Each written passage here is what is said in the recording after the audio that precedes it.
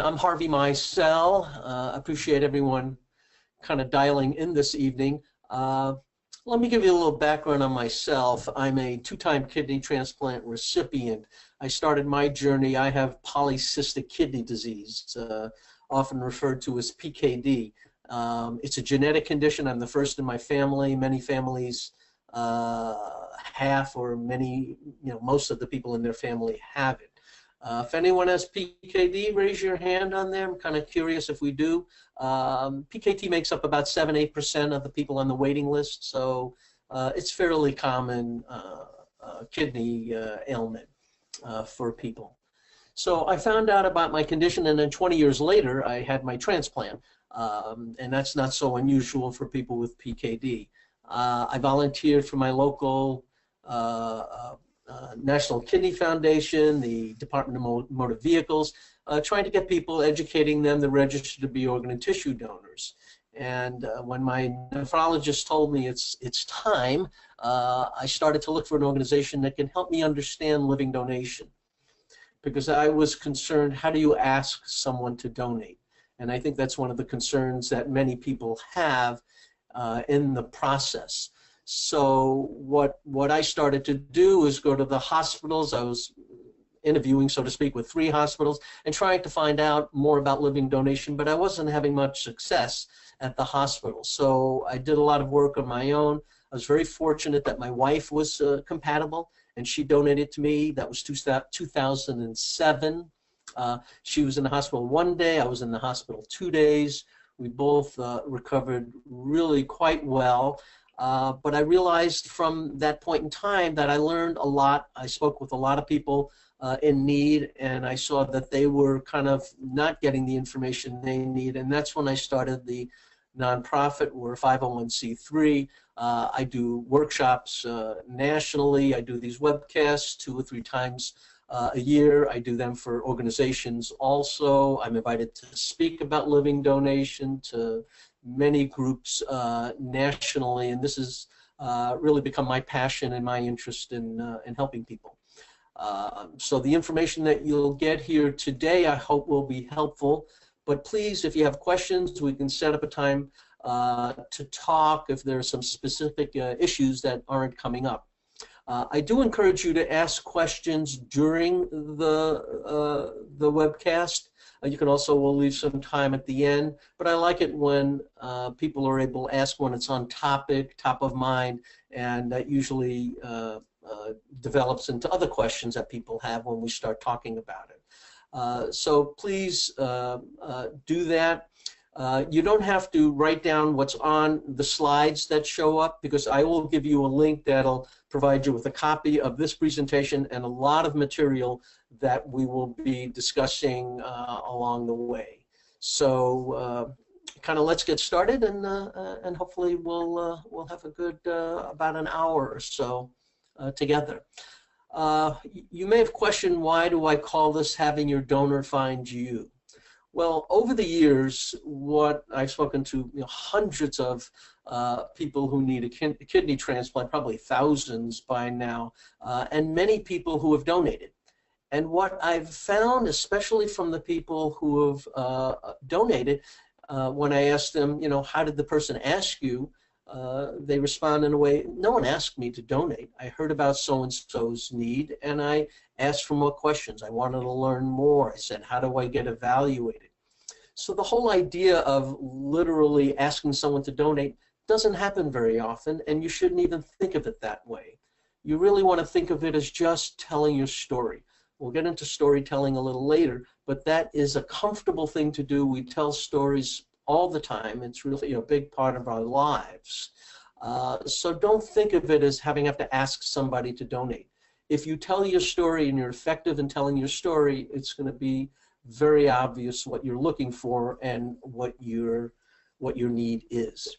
So a little bit of my goals, introduce you. If you have some questions about LKDN, you can certainly ask along the way. We're going to break this up into 2 sections. The first section is to give you an overview more about living donation, and the second half will be about communicating your need or developing what I call your kidney campaign. You might ask some medical questions. I'm certainly not able to answer them, but hopefully I'll give you some basic ideas about some medical issues. But everyone is really specific, and your needs should be answered medically by one of your doctors. All right, so knowledge. In the business world, they say knowledge is power. I feel knowledge is really, it gives you the opportunity and the confidence to talk about your situation. So it really provides you with the ability and the confidence to go out there. So I'm going to encourage you to learn a lot more about the process. And I learn just about every day something new. In fact, I did the earlier today webcast, and I learned something there about someone in the process which I wasn't aware of. So really continue to try to learn, and I'll provide you some resources as we go along the process. There are 116,000 people on the waiting list. That includes all organs: heart, lung, pancreas, liver, in the process. Almost 100,000, 96,000 are waiting for kidney. So the next number, 104,000 registrations. Why are there more registrations than candidates? And one of the things, I'm always surprised that there aren't more registrations, because you're allowed to register at more than one transplant center. And so if you register at one other transplant center, that's, you know, another registration. And the primary benefit of doing that, or primary reason to do that, is because another area might have a shorter wait time. Okay, there are 58 kind of regions in the area they call OPOs, or donor service areas, and these areas are broken up so they can facilitate transplants first locally. So very, very important. If a deceased donor kidney is a good option for you, then to consider registering in other locations, and I'll give you links where you can find what the waiting list is at other transplant centers. The reason I give you a number of how many people are added every year, to give you an idea how busy hospitals are. There are 258 transplant hospitals. So you're talking about thousands of patients coming through each hospital a year. And so they're very, very busy. They have very little time, and not that you should be understanding, so to speak, but it's a little bit of a understanding as to why they are so busy and why it is so difficult for them to get back to you. There are about 500,000 people on dialysis, so there, in theory, should be 500,000 people on the waiting list, but many, in fact, most of the people who are on dialysis can't get a transplant anymore because they don't qualify. They're not healthy enough to get a transplant. So the longer you're on dialysis, your health deteriorates, and it's something you'd certainly try to avoid if you could. Last year, there were a little over 19,000 kidney transplants. Most of them are from deceased donor kidneys. It's a bit of a surprise for many people to hear that. We had about 5,600 living donor transplants. So it is a bit surprising for many people to hear that. So the deceased donor waiting list works like this. So if organs for one of these donor service areas, if an organ becomes available, it is first distributed locally. So there are these 58 local areas. There are 11 regions. So first, the kidney, we're talking mostly about kidneys, are distributed locally. If no one is a match within that area, then it goes to the region.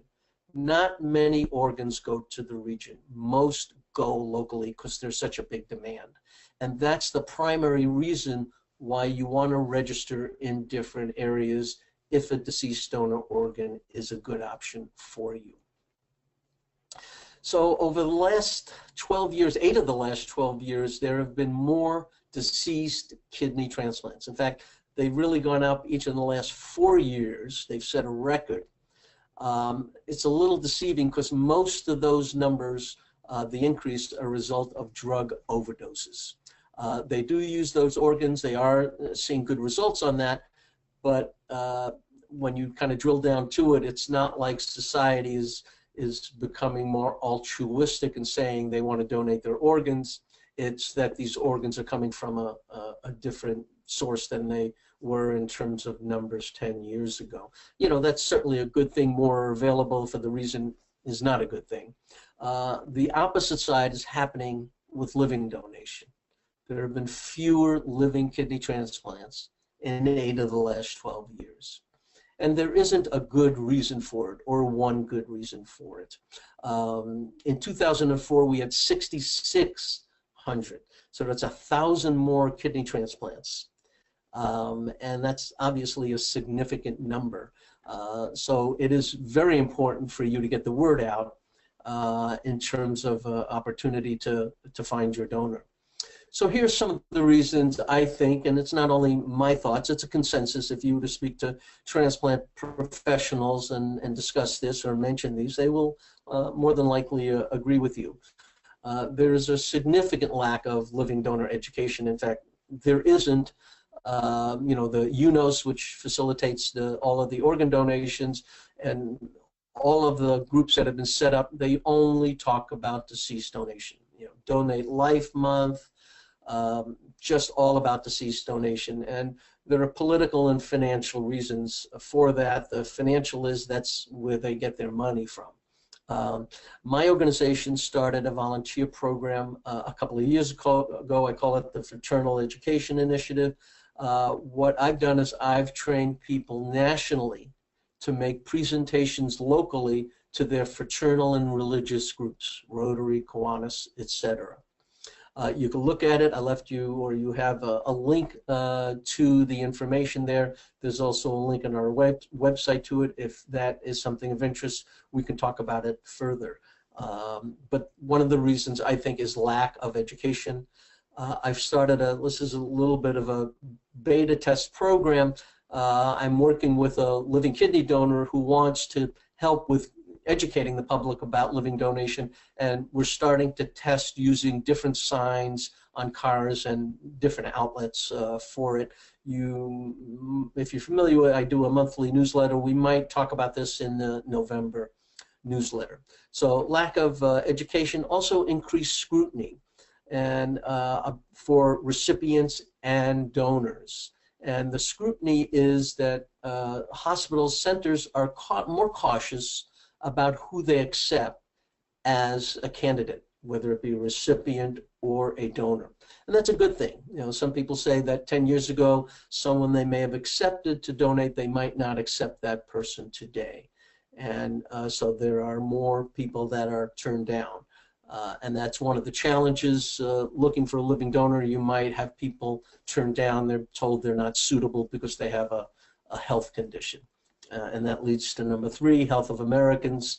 You know, the increase, the two largest groups of people going on the transplant waiting list are dialysis people, people who are diabetic and people with high blood pressure. And those, unfortunately, are increasing in America. And one of the reasons, again, that people are not qualified to donate. And what the community calls donor disincentives, it's expensive for someone to donate a kidney. You've got to take time off from work, maybe do some travel, and so it is expensive. Studies have shown that it costs a donor between $5,000 and $20,000 to donate a kidney. Most of those costs are for time off from work. They don't have any medical costs. That's all covered by the recipient's insurance. But it is something that is a challenge. Keeping that in mind regarding the donor disincentives, if you can afford to reimburse a potential donor for travel and time off from work, you should make that information available when you're telling your story or any printed information. You don't have to commit to say, a certain amount of money, but you can put some language in there saying that we will consider reimbursing, okay? And many people do fundraisings, develop fundraising programs to get the money so they can reimburse a donor. That's very common. And here are other sources of getting financial support. So there's a lot of information. The largest one is the NALDAC, the National Living Donor Acceptance Center. They get most of their money from the government, but they don't reimburse for lost wages. They've just started a study where they're going to test whether or not they can go ahead and, or they are doing a study.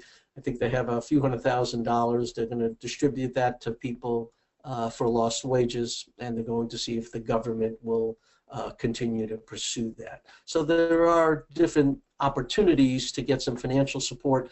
I have on my website, it's about 2 pages of different organizations that might be able to provide financial support also.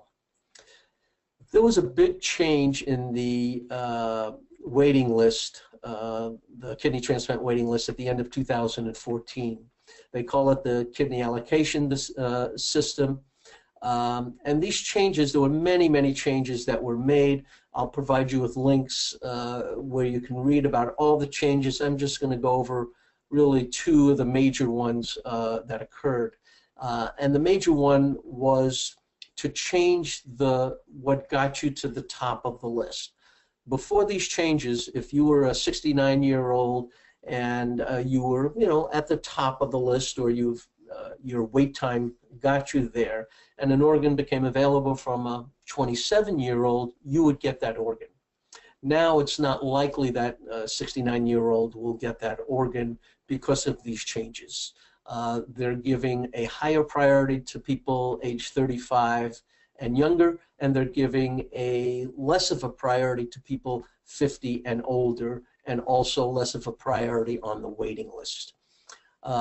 They've done studies now, they've got some data, and that's exactly what has happened. More people 35 and younger are getting transplants from deceased donors.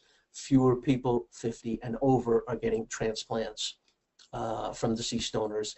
And basically what they're doing is they're developing an index for both. Here it's called the KDRI. They are putting an index to the organs that are available, and they're doing the same thing for the recipient. And the factors that are, let's say for the KDRI, are positive, meaning lowering the index, the person's age and health. And for the recipient, their number, will go up if they're older, if they have diabetes, and things like that. So these changes were made. It took 10 years for them to finally make the changes. They went through 3 tries to get it done, so it took a long time. So here's one of the links. You don't have to write it down because it's going to be in the on this one sheet that I'll provide. The GFR is a measurement of your kidney function, and you should know this because there are 5 stages. The first 2 stages really are not much of a factor. It's mostly healthy people, or for people that are really following up with a nephrologist or their doctor, they can start to manage some of this kidney failure at an earlier stage. Stage 3 is a wide range, 30 to 59 is a wide range, and some break it out into 3A and B. And so this is an important stage, certainly, to start to understand where you're going and try to obviously avoid it. I talk to many people whose GFR is 30, 25, in that range, and they ask, should I pursue a living donor now? And I go, why not? There's no reason why you can't. You're not going to get a transplant at that point, but it's still good to start the conversation. So stage 4 is an important point in the process, because when your GFR hits 20, that's when you qualify to get on the kidney transplant waiting list. Okay, so that's an important point to get started on it. And one thing I didn't point out with the kidney allocation system, what happened to many people is they didn't get on the waiting list when they hit 20, before the new allocation system went into play, and they started dialysis, and they were on dialysis 2 years or a year or whatever period of time before they got on the list. One of the changes they made in December 2014 is once your GFR hit 20, that's when you qualified to get on the list. So let's just say January 1 of this year, your GFR hit 20, but you didn't get on the waiting list until just now in October, you would accrue wait time. And some people, that was a 2-year addition of wait time. So when this went into effect, many people gained a lot of wait time for the process that is there. So when you hit stage 3, that's when it's considered, chronic kidney disease. And when you hit stage 5, it's called, end-stage renal disease is the term that they use. But more importantly, most people, when your kidney function gets below 10, you need to start dialysis, or it's wise to start dialysis. But your doctors really should be going over that information with you. There are many benefits of a kidney from a living donor. There's really wide consensus now. Years ago, it wasn't as wide, but pretty much everyone agrees now that there is a significant benefit. You're helping 2 people. You're helping the person the donor's helping the individual they're helping, and someone else is moving up the list. I'll go over a little bit of short and long-term survival rates are significantly better from a living donor. It obviously shortens the waiting times for others. And if you can avoid being on dialysis, they call it a preemptive transplant. And if you're on dialysis a short period of time, the data shows that it's not too detrimental to your long-term health. But if you're on dialysis starting a year or more, it starts to become impacting your long-term health. I'm not going to get into too much about the risks of being a living donor, but there are significant risks, and the hospital will certainly go over that with the donors that are there. Most donors in the hospital, 1 to 3 days, 2 days is a pretty good average, but many are out in one day. There are potential long-term risks that are there, but they're finding that the risks are low. The highest risk being high blood pressure, which they're starting to see might develop in someone.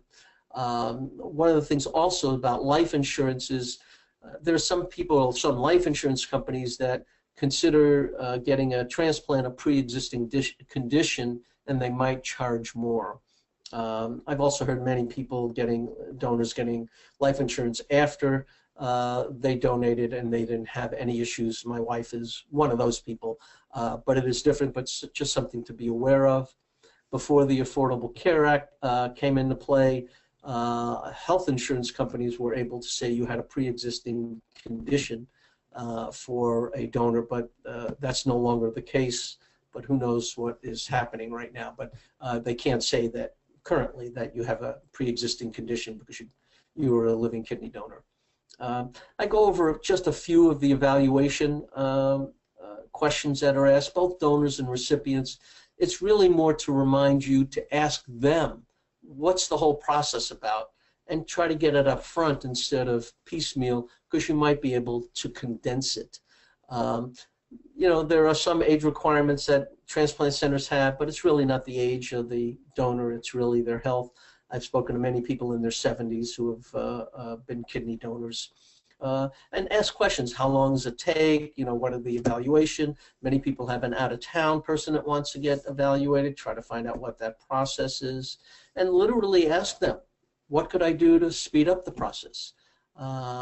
Because you can do things, and they should be able to be helpful for you.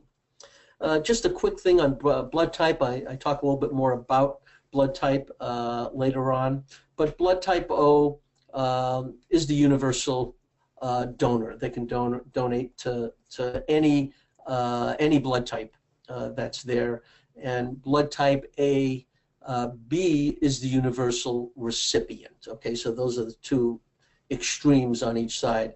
I have an A in red. There are some recipients that can accept the blood type A. Not many.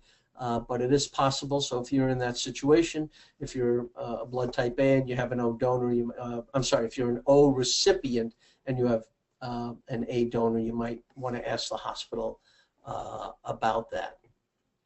Let's talk a little bit about the matching process and the word match, which is really not used properly anymore, but I prefer to use suitable and compatible. Suitable donor is someone who's able to donate in terms of being healthy enough to donate. Someone that's compatible is they're compatible with their intended recipient that's there. Let me talk a little bit about a few blood tests that are used. In terms of compatibility, there are there are many other factors, but the two primary compatibility issues are blood type that I talked about, and another is these antibodies. PRA.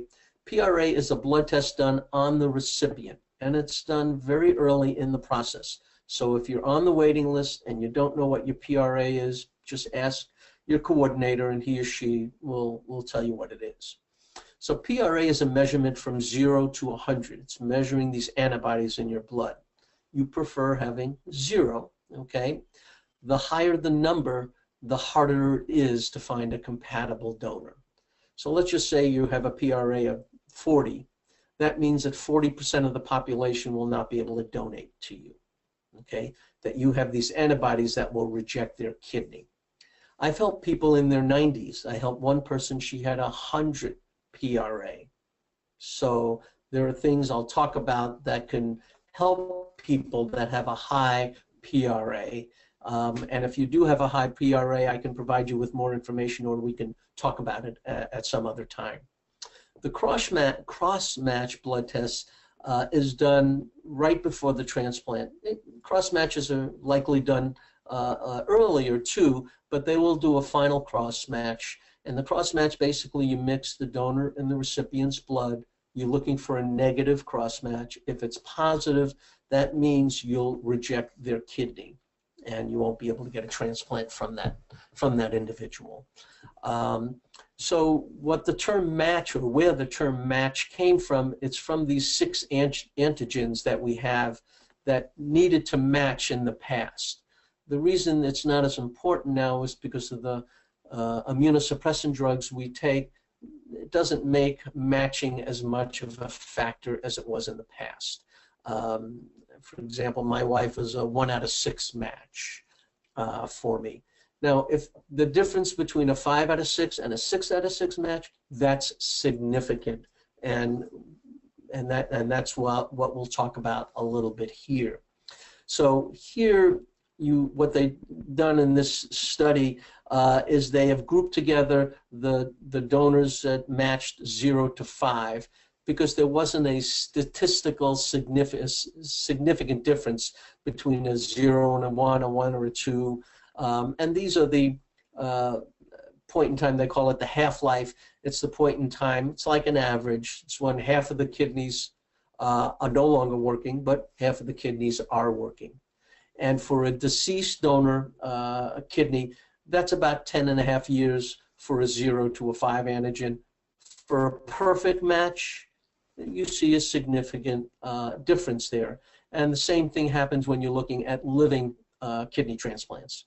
Okay, 0 to 5 is almost 18 years, and a perfect match from a living donor is 28. So when people ask me what's the different life expectancy between a living and a deceased, I say that on average a living kidney donor, a kidney from a living donor lasts about twice as long as one from a deceased donor. So let's talk about some of the different types of living donor transplants. As the related, obviously mother, father, brother, sister, cousin, a non-related spouse, friend, etc.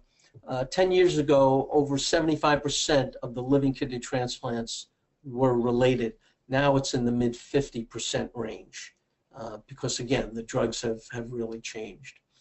There's a donor called a non-directed donor. Some people refer to them as an altruistic. I think every donor is altruistic. But a non-directed is someone who says, you know what, I've learned about the need. I want to donate to someone, but I don't know anyone in need.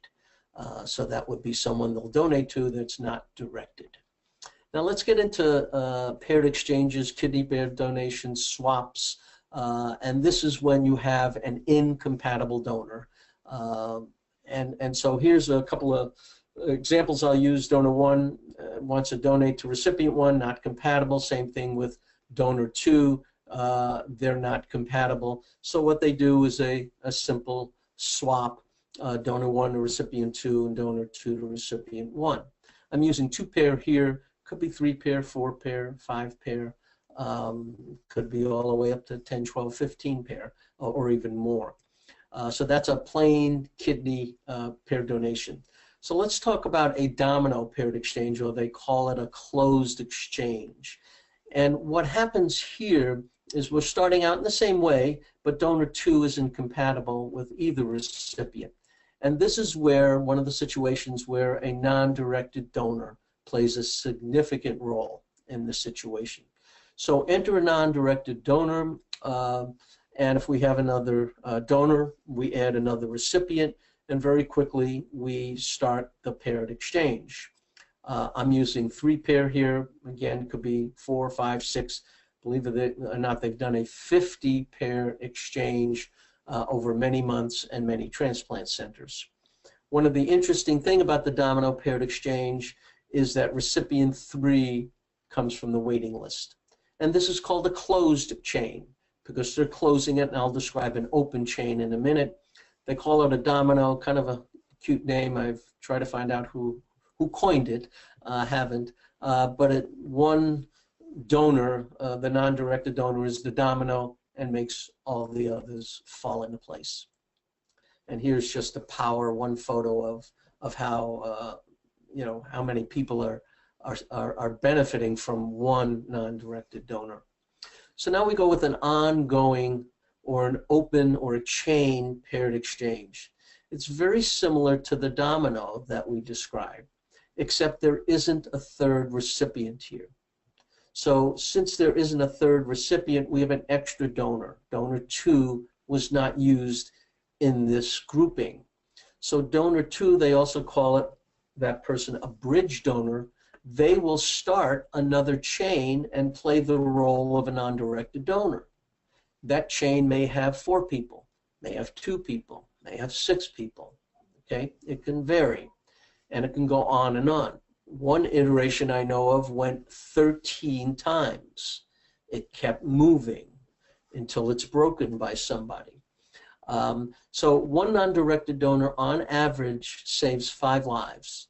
If they're blood type O, it kicks up to 6 because they're the universal donor. There are a couple of other types of paired exchange. One is called the Advanced Donor Program, and that's being done by an organization called the National Kidney Registry. I'll talk about them in a few minutes, but it's a pretty neat idea. And so what the Advanced Donor Program is let's say there's someone that's 55 years old, and they have a child that's 20, or doesn't matter what age they are, and that child has a kidney disease and will need or likely need a kidney transplant. So this person, this 50-year-old, can say, my child might need a transplant in 3 years, 5 years, 10 years. If it happens further out, I might not be able to donate now. So I'm going to donate now, become a non-directed donor in a chain that I just described. And should my child need a transplant, I'm putting in the chit now for that person. So you have to name the person that will benefit potentially from yours. So that's the Advanced Donor Program. It's just started about a couple of years ago. Another type of paired exchange is a compatible paired exchange. Compatible paired exchange is you've got a donor recipient and they're compatible. Well, why would they get involved in a paired exchange? Well, let's say the recipient is 35 years old and the donor is 50. They can certainly do the transplant. Would it be preferable for the recipient to get a donor that's 35 or younger than 50? Sure, it would. So they would go into a paired exchange with the understanding that because of their generosity, that recipient will benefit in some way. Also, maybe this recipient, the person in need, weighs 200 pounds and the donor weighs 100 pounds. That wouldn't be great for the recipient. So there are a few different ways where you have a compatible donor where you might want to go in to a paired exchange to benefit other people. So that's also something else that's been going on for a few years, but we're not talking about large numbers. Before I get into a little bit of the communicating side, I want to talk about an article I wrote about paired exchanges. It's called the Paired Exchange Conundrum. And so let me describe the conundrum. If you have an incompatible donor, okay, and you go to your transplant center, and they do paired exchanges, they'll say, we'll get you involved in a paired exchange, okay? And you need to ask, how will they do that? Because there are many options.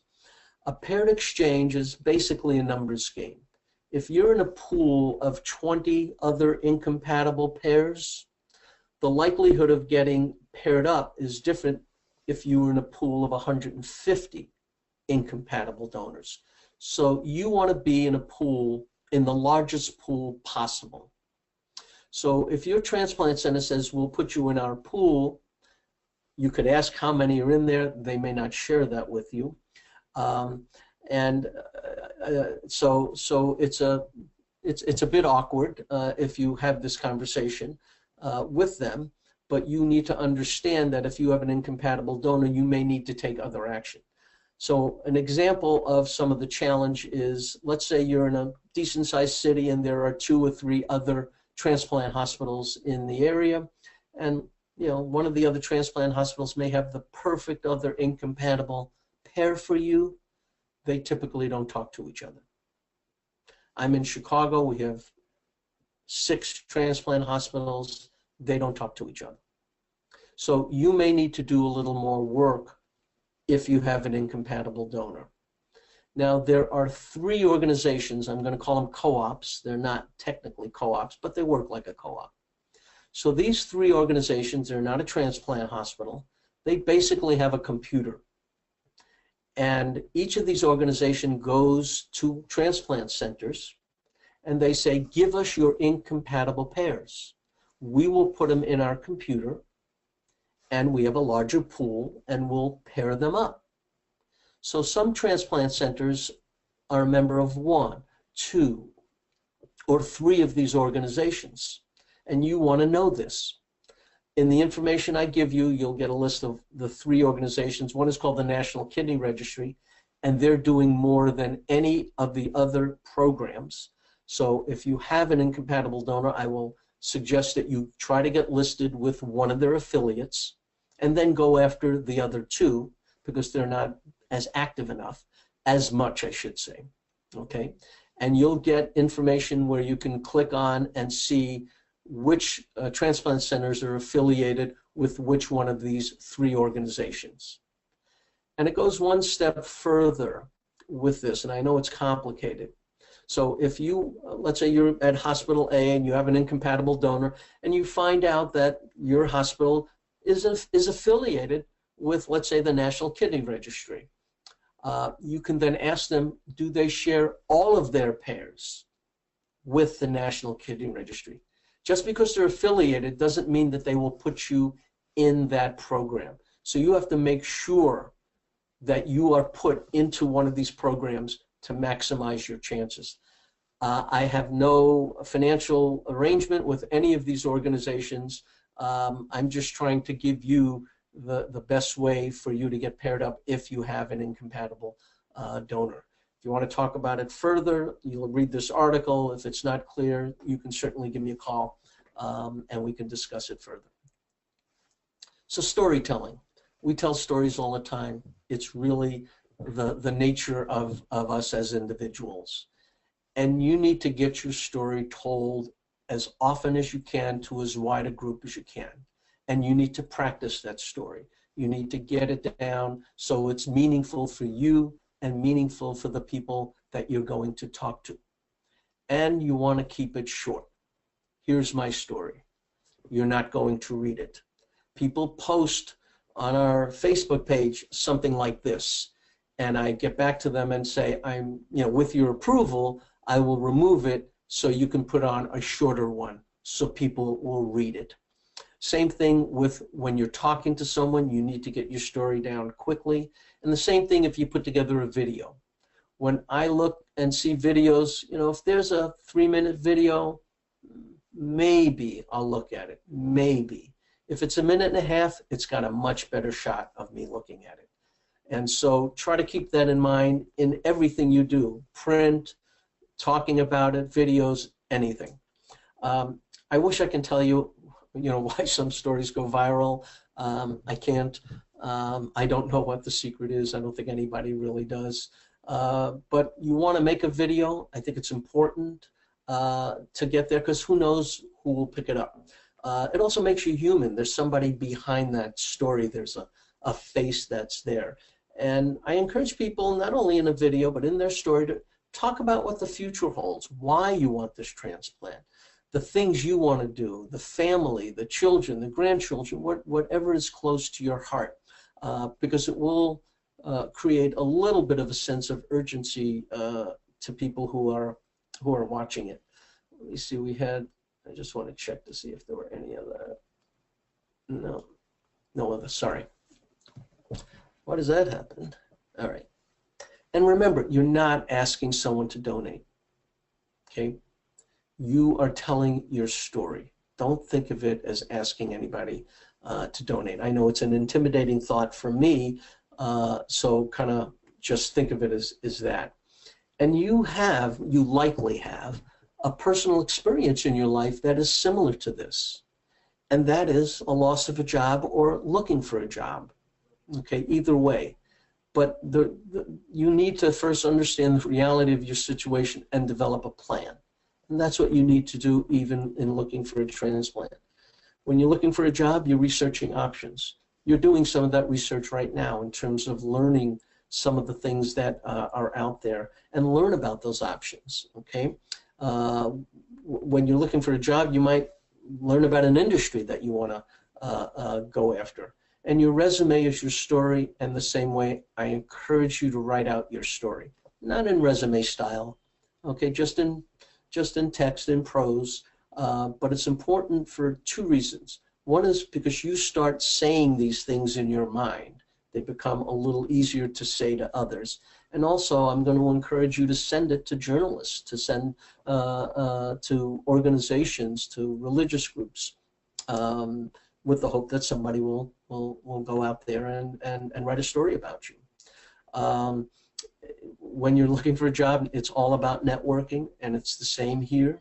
It's a bit of a numbers game. I remember reading one book, 50 Things You Need to Do to Get a Job, okay? They can't tell you which one of those will work. Well, it's the same here. You need to take all of these steps, and we'll talk about some of them. I can't really tell you which one will be the one that hits it. And you tell your story in the job interview, okay? In the same way that you'll be telling your story to people that you meet. Advocates are a really important part of getting the word out. I told you at the beginning I was a 2-time kidney transplant recipient. So after my transplant, a year and a half after my transplant, I developed a virus. It's called the BK virus. It attacks the kidney. It's because our immune system is reduced. It's interesting that people that have a heart, kidney, liver, lung, pancreas transplant, they take the same drugs, but they don't get the BK virus. And the BK virus is common. 90% of the population has it, but their immune system keeps it under control.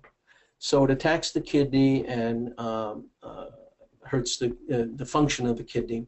So the only thing they can do is to lower my immunosuppressant drugs, so my immune system fights off the virus, but then you go into a mild rejection, so you go back on increasing the drugs. And after doing this for 3.5 years, I needed another kidney transplant. And so I needed to take my own advice and develop a kidney campaign, and much easier to tell people how to do it than to do it yourself. And I had a tough week in realizing, yeah, I need to do this again. And so I started doing all the things that I'm telling you to do. I'll share some of them that I did. And in my process, in fact, at that time, I posted on our Facebook page. We have about 12,000 people following us on Facebook. I posted that I won't be as active because of my kidney campaign. So I'm just doing the things that I need to do. I'm spending more time on Facebook, and I noticed a woman that lives outside of Seattle. She posted some information on her Facebook page about organ donation. She's not in the community at all, but she thought she read something and said you should, be an organ donor. So I read it. I contacted her. We were in touch a couple times, and that was it. At least I thought that was it. Stephen, the fellow that ended up donating to me, he saw the same posting, and he contacted her, and after I told her my story, she became an advocate and told Stephen about my need for a kidney transplant. Stephen then contacted me, reached out to me, and very long story, we were involved in a three-way paired exchange. We just celebrated our 5-year anniversary. Stephen's become very close to me, and I to him. So you just never know what advocate or which advocate will be the one that makes the connection. And I'm a firm believer that a large percentage, I'd say 20 or 30%, there's no data on this, of people that end up with a living donor end up because a friend, family member, even someone that they don't know very well, ends up being the person that introduces them to their donor. So it's my story, as miraculous as it might seem, I think is more common than people might expect. And so that's really why I think you need to reach out to advocates, and we'll talk a little bit more about them. And they have different roles, they have different ways of looking at it. You can have an advocate that just helps you navigate the healthcare system or goes to appointments with you. So they can do many, many different jobs for you in the process. So I call this a little bit of the talk that's not really talked about much.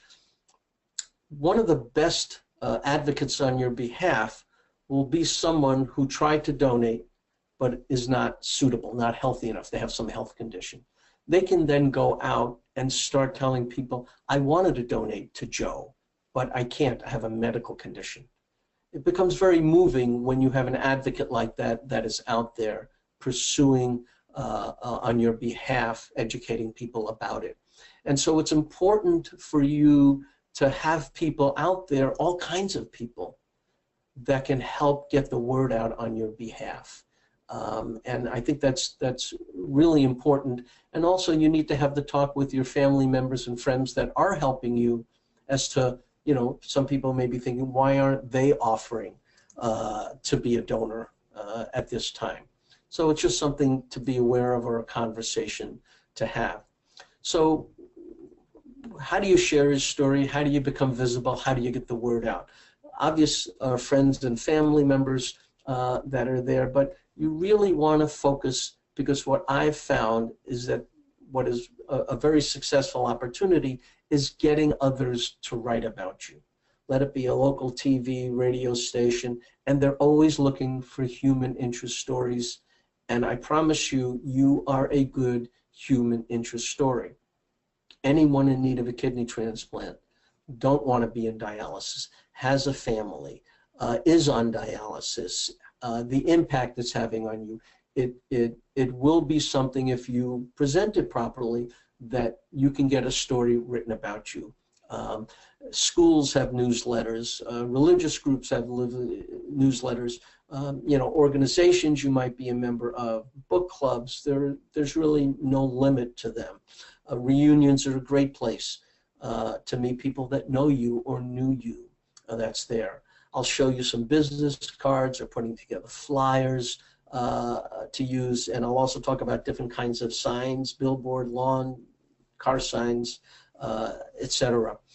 Social media really has changed the landscape of getting the word out. So in your campaign, you really want to reach out in terms of social media to people you know that have a big following, because you want them to like your page. You want them to share your page.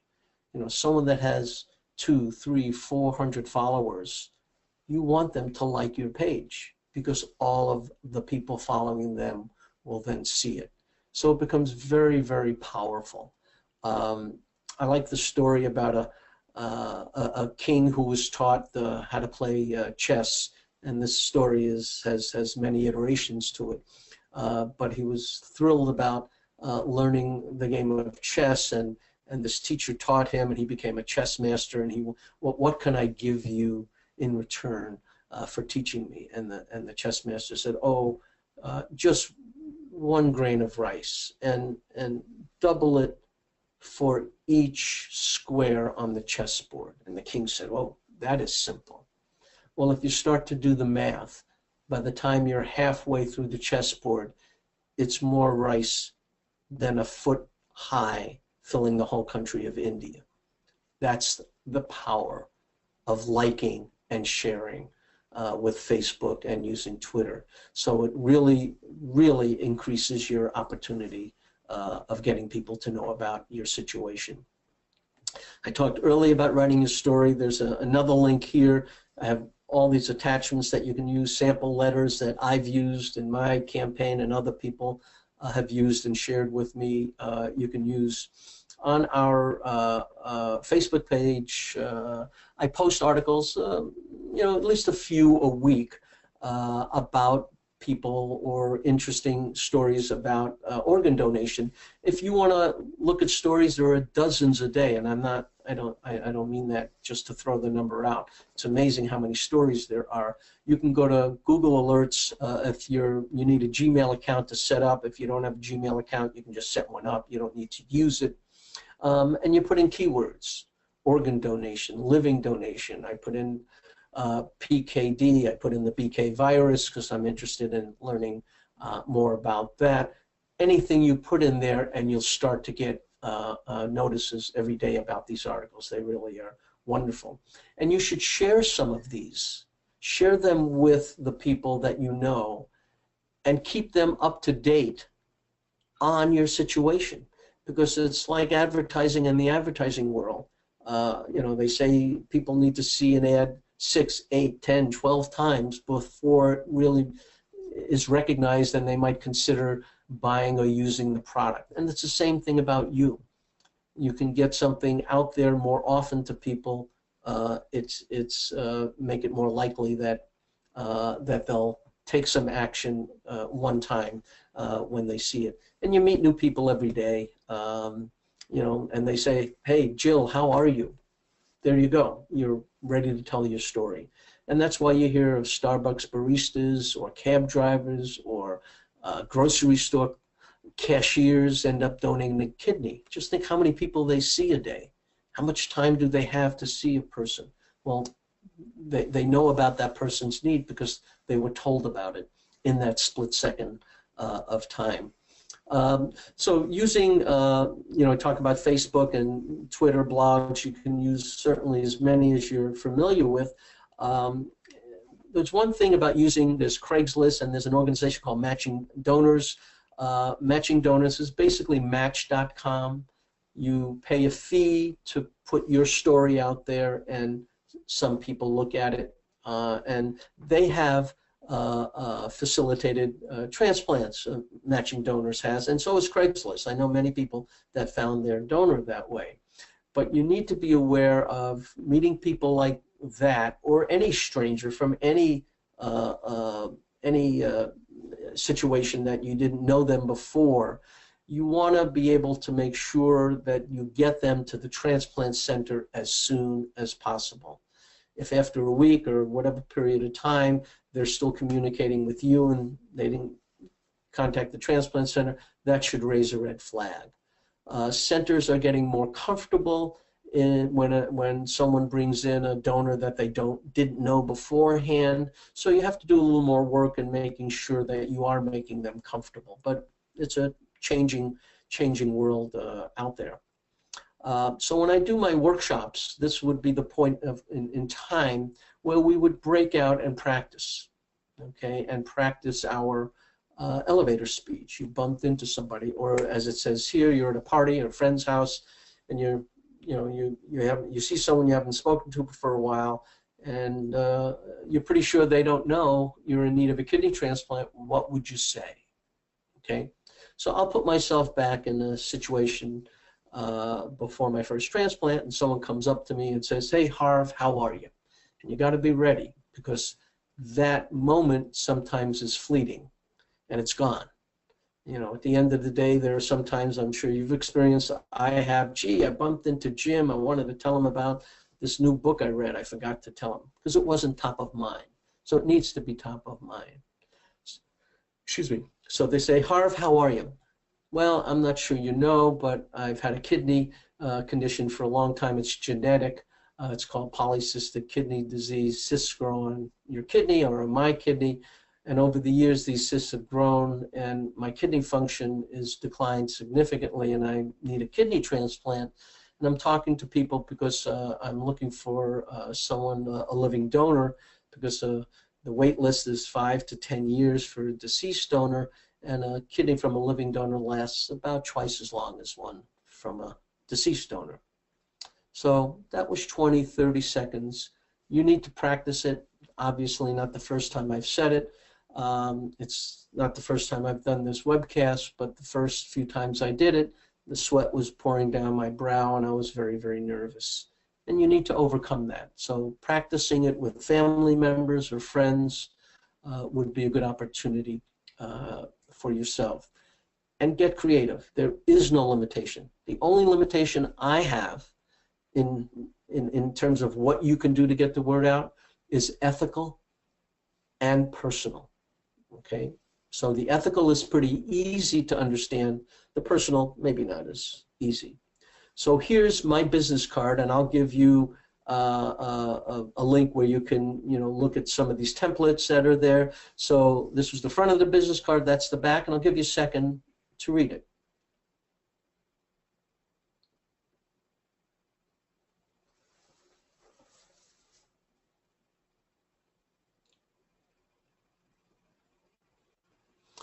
So that's the card that I used, and there's some discussion of whether or not you should put the donor coordinator's name there or not.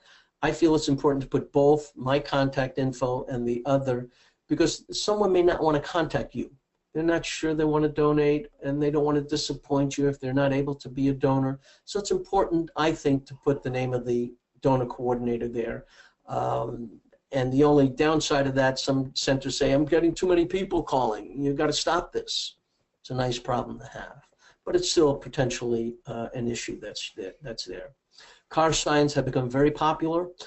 Back of the car signs, this is a magnet sign, just like the one I showed you that I'm doing. Here's the comfort side. I don't know if my wife would have been comfortable doing this for me, and I don't know if I would have been comfortable doing this if my wife needed a transplant. So it really comes down to what I call ethical and comfort level. This is the kind of, a political sign that can go on the front lawn, and you can make up X number, make up 5 and give them to friends and family members. I had T-shirts made up. There are all kinds of T-shirts you can make up that are there. Here's a winter sign. These have become fairly popular. I've gotten quite a few from people that have put these up, so not an unusual thing at all. This is my favorite sign. So if you can get creative and touch a heart like that, I think it would be good. So I tell people not to put your blood type on information. It's very important. There's no question about that, but it's not important at the front end. Okay, many people don't know their blood type. So what good does that do if you say you need a blood type O and they think they're an A and they end up being blood type O? So I feel for those reasons it's not needed at the beginning. Also, they're doing blood type incompatible transplants. Some centers are. So that's a possibility, even if you have an incompatible blood type. Of course, we've talked about paired exchanges, and the blood type incompatible and plasmapheresis. Plasmapheresis is a blood cleansing. It's a way to cleanse the blood of those antibodies. We talked about the PRA and the antibodies in the blood. So if you have a very high PRA, they can use plasmapheresis to lower that. Not all centers do it, but some do, and you can that could be a possibility. The wait for a blood type O on the waiting list is longer. It is preferable to have a different blood type, but it's not like few people have blood type O. You know, almost half the population is blood type O. So, you know, yes, you know, ideally you'd like to be blood type AB because that's the recipient that can take any blood type, but you know, it's a small percentage of the population. But just to give you an idea about that. I copy things from people all the time that I see on a website or a Facebook page. I would encourage you to do that. Meeting people, you know, networking meetings. When I talk to people, I ask them if they volunteer. There's often a long silence, you know, like, why are you asking me that? I think it's important to be a volunteer to help others, especially when you need help. So, you know, helping others, you may end up helping yourself also. And reaching out, if you're a member of a fraternal religious organization, have your religious group, your religious leader talk about your need. You can ask for that, ask to if they have a newsletter or such. I don't know if you have meetups in your city. In mine they do. They're meetups for almost everything. So here's the one thing I'll ask you to write down, and that is our website, lkdn.org/webcast, and it'll take you to this page. No, not this page. This page, sorry. So you'll see at the top of the page will be a copy of the PowerPoint presentation. Many articles that I've put together, and all kinds of information about you know, paired exchanges. Here's how you can find the wait time at other transplant centers. Here's about the kidney allocation system. Here's how to get a business card printed, or the promotional information. You can read about what I'm doing about the paired exchange conundrum, the kidney allocation system, again, more articles, financial support, and a whole list of articles that are there. So it's a bit of a resource for you, and you'll get that just by putting in that that link. Also, there's another link, I think that was up there before, and I'd appreciate if you go there. It's just a short evaluation form. It's helpful to me to understand what was working for you, what didn't work, why you liked it, why you didn't. So if you can get there, that would be great, because it is helpful for me to understand what works and what doesn't work. Let's see, we've got a hand up. Sean, let me try to unmute you and see if you do have a, yeah, do you have a question, Sean? Yes. Can you hear me? Yeah, go ahead, a little low, but go ahead.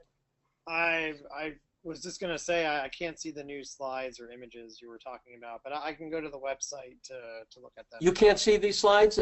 Oh, hopefully everybody else can. I just see the title slide. It didn't progress when you were talking about them. Okay, well, sorry about that. No, that's fine. I can go to the website. Okay, great.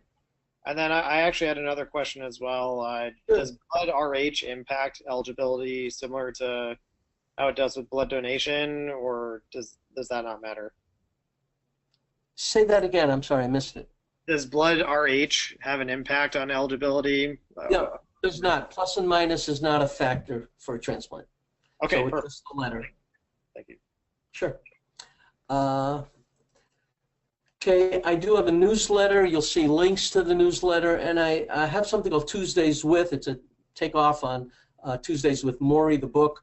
So the whole idea is to send an email out every Tuesday, and so mine would be Tuesdays with Harvey, and I give ideas on what you could include in those emails. I did it for a little over 2 years, and then honestly I ran out of ideas for every Tuesday. So you've got over 100 different ideas on what you can put into a Tuesdays with update, or you can just give them an update on your health condition, or include a link to one of the articles that I provide. just something else to get your name in front of everybody. Also, I do get-togethers where I can do either in person if you're in the Chicago area. If not, we can set up and do this. And I would do an abbreviated presentation, very abbreviated compared to what we've done tonight. You would invite people to your house and say, I want you to advocate on my behalf, and to help you advocate, I want you to get educated. And you can invite people to come over, and we can talk to them about it. We've got somebody else that's raised their hand. Irving, you have a question for us? Oh, sorry, you don't have a microphone, so not able to hear it. But please write it down there, and I'm going to go through these at the end. So those are the get-togethers. More than 15 people every day are getting a transplant from a living donor, so it's not so rare. This is often used again in the business world, but it's so true here. And it is hard work. I know it is. Not easy. So a couple of takeaways, or 3 of them.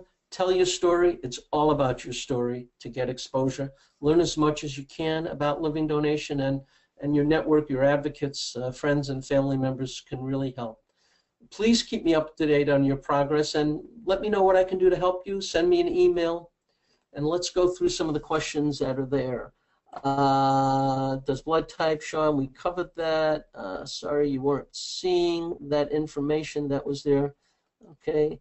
I've been unable to see the business cards or the links. Could you tell us what the link is, the survey? Yeah, the links, let me go back to it so you'll see it. Here's the link to the get all of the information that's there. It's lkdn.org/webcast, and the evaluation is just evaluation after that. Same problem here. Well, sorry. Not sure what that was all about. Irving, my doctor said my wait time would be shorter because I do hemo at home. Is there any truth to that? I'm not aware of that. I don't think that there's any credit. I didn't think there's any credit for that, but I will check that. I've not heard that before, so I'm unaware of anything that is like that. How do I register at another transplant center? Your transplant center, the new transplant center will contact your current one, and they will provide, they must give them the information that you've had regarding your workup. You'll still have to go visit, but you can just have them contact your center. And what if my center isn't working with a kidney paired exchange program? Well, if you have an incompatible donor and they're not doing paired exchanges, you've got to consider looking for something else, because you need to have someone that is an organization that has a pool of other incompatible pairs. John, you've got a question? I just opened up your mic. Yes, I did not get the entire website of your lkdn.org. Sure, there it is. Can you see that? No, we can't see No, anything. no, I can't. Okay, sorry. It's lkdn.org/webcast. WEBCAST. Okay, thank you. Got that. If you have trouble, send me an email, and I'll get it to you. Okay. Very good. Thank you. Sure. All right. I think that's about it for questions that I have down here. If there's anything else anyone has, please raise your hand, and we'll try to get that going. All right. Sherry, go ahead. Hi, I just wondered what your email address was. Sure. Harvey@lkdn.org. Thank you. Sure.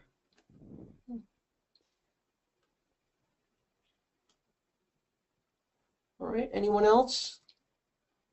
Okay.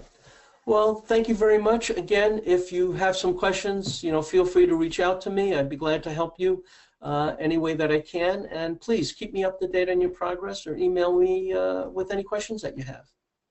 Wish everyone the best. Take care. Bye-bye.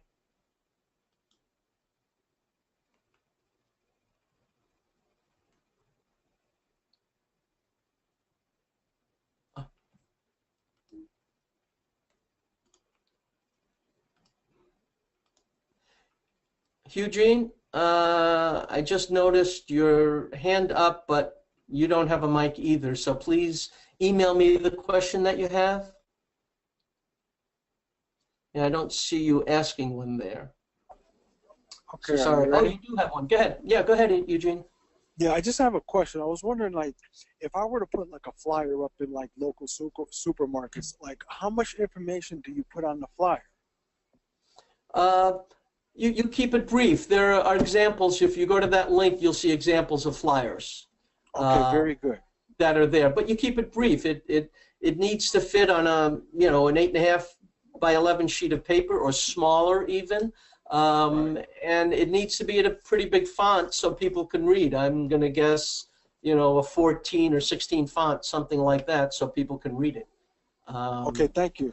Yeah, and what I did is I put a piece of double-faced tape at the bottom, and I taped some of my business cards to the bottom. Okay. So that's something you can do also. All right, very good. Thank you. Sure, my pleasure. John, did you have another question there? No. Okay.